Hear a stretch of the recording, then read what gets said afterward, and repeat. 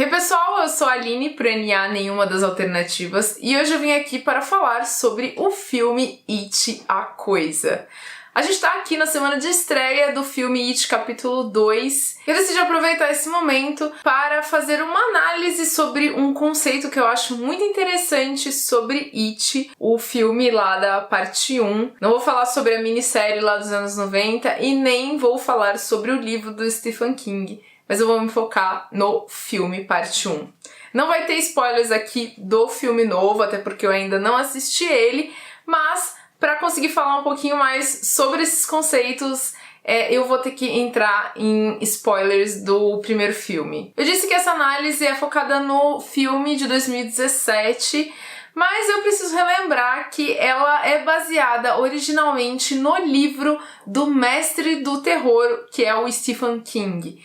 E se tem um tema que o Stephen King gosta bastante, é sobre medos. E eu acho que é sobre isso, entre outras coisas, mas que It é uma obra que fala sobre o medo. O próprio It, a criatura que é o vilão da história e que persegue os personagens, ela é a personificação do medo, ela se alimenta do medo e ela inspira o medo nas pessoas, tanto pela forma que ela gosta de usar, que é a forma do palhaço, que aterroriza a mente das pessoas há muitos anos, mas também assumindo formas de outras coisas que dão muito medo nos personagens. E o medo é uma coisa muito individual, cada pessoa tem um medo diferente. Eu posso ter medo de alguma coisa que é ridículo para outra pessoa e o medo dela também pode não ser nada para mim. O medo pode atingir as pessoas de uma forma igual, mas por caminhos diferentes. Em It, parte 1, a gente tem os protagonistas da história, que são as 7 crianças, sendo atingidas pelo It, cada uma de uma forma diferente, porque cada uma tem um medo diferente. O Bill, por exemplo, é uma criança que está vivendo um período horrível na vida de qualquer pessoa, ainda mais na vida de uma criança como ele é, que é o luto. E ele tá vivendo luto pelo irmãozinho menor dele que morreu. Na verdade, a gente sabe que o George morreu, mas o Bill, ele vive aquela coisa do luto, porque eles acreditam que ele realmente está morto, sem necessariamente ter a certeza de que o irmão realmente está morto. Ele ainda guarda uma esperança de que ele possa ter só desaparecido, que ele ainda vá ser encontrado. Portanto, o maior medo do Bill e, portanto, a forma como o It mais se manifesta para ele é o irmão estando morto. Assim como o Bill, o Mike é uma criança que viveu e vive grandes traumas. Interessante a gente ver que ele, por ser negro, ele sofre bastante racismo e bastante bullying pesado dos garotos que são os valentões da escola, violência física e psicológica, mas o maior medo dele está relacionado ao trauma de ter perdido os pais dele num incêndio.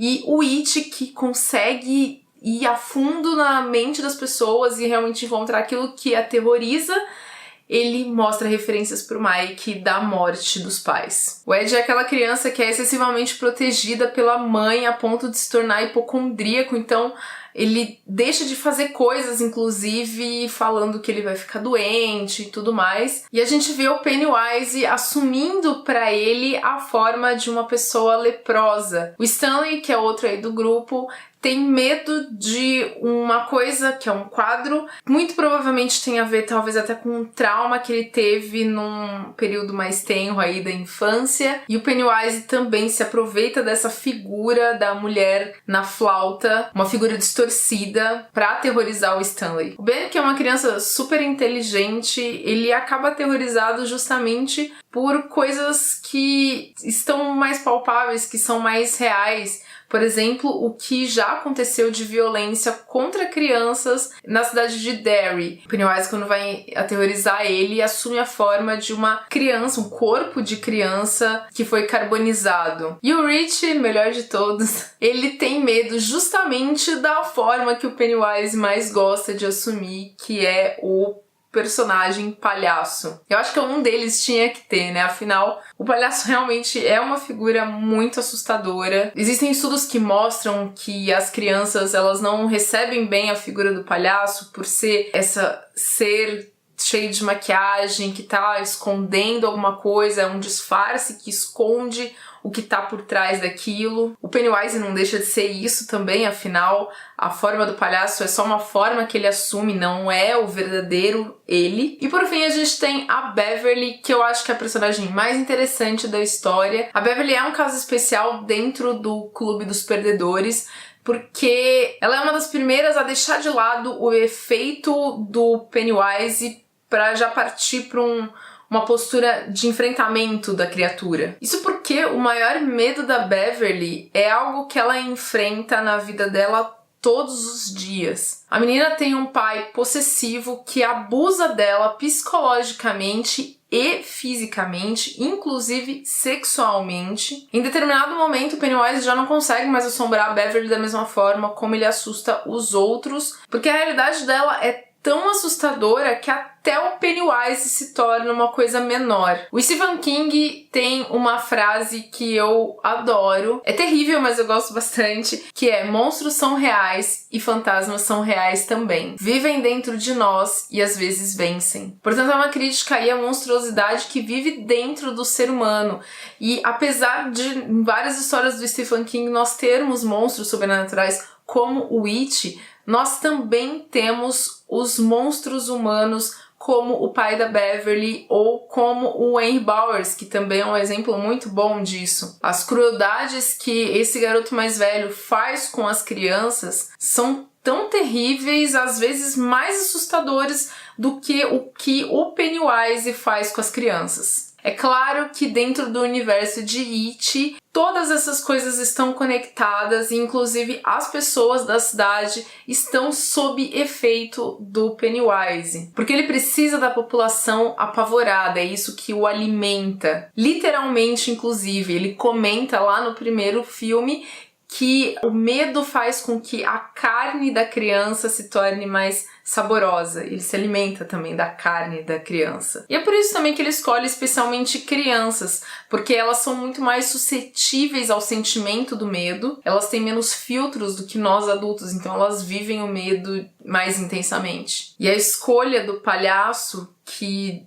de certa forma atrai as crianças, mas também as amedronta, como eu falei sobre toda a questão da maquiagem, é perfeita. E os garotos do Clube dos Perdedores vão voltar aqui em It 2, adultos dessa vez, para enfrentarem novamente o Pennywise, que não foi totalmente destruído lá no primeiro filme. E claro, vão voltar a ser assombrados por ele. E por que o Pennywise ele volta a assumir a forma de palhaço, né? Eles não são mais crianças. Mas eu acho que o medo é uma ferramenta muito poderosa e ele pode acompanhar a gente durante a nossa vida inteira por meio dos traumas. E eu acho que foi justamente o que o Pennywise deixou em cada uma das crianças aí os membros do Clube dos Perdedores. Portanto, eu acredito que eles vão continuar associando a imagem do palhaço com aquela criatura horrível que vai trazer todos os horrores para a vida deles. Lá no primeiro It, as crianças já percebem que elas só vão conseguir enfrentar o It e ter alguma chance de vencer ele se elas deixarem de lado os medos individuais e focarem no coletivo, se elas se unirem